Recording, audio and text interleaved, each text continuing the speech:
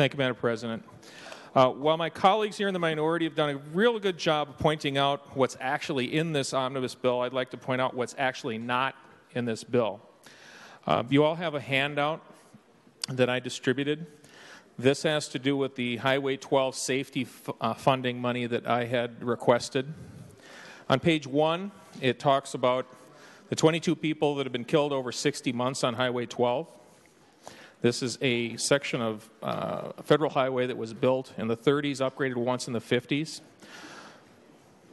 And on page 2, and it's got a lot of color to it because it's color-coded, these are all the accidents that have taken place across that corridor. Highway 12 is a clear and present danger to Minnesotans.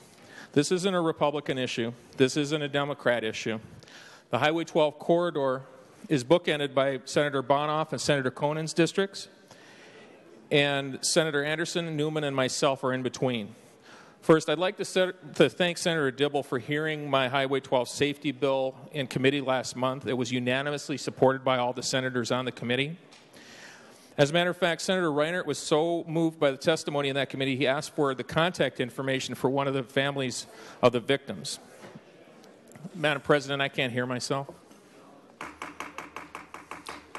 These members, we're almost done. Just hang in there and be quiet. I didn't bring an amendment up, but I think I do want to talk about this because this is very important, not just to my district, but to Minnesota in general. The $15 million we needed was urgent to make necessary improvements. That's Paul Dahlstrom. He died on August 20th, 2015. We had $5.5 million for incentives for Hollywoods to make films here. You'll see on pages 6 and 7, Chelsea Langens. We had $150,000 for a feasibility study on a project, not a project, a feasibility study on a project to build a land bridge over Highway 100 for a green space and buildings. That was included in this bill. We have nearly $900 million in surplus, and I started this session hopeful that we would make Highway 12 a top priority.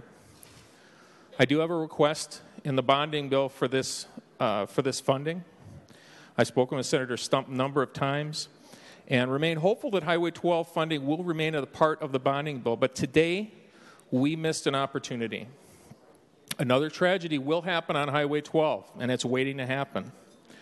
I ask members to look at the families of the victims and know that today, Madam President, I remain hopeful that we will make Highway 12 funding a top priority in Senator Stump's bonding bill this year. Thank you.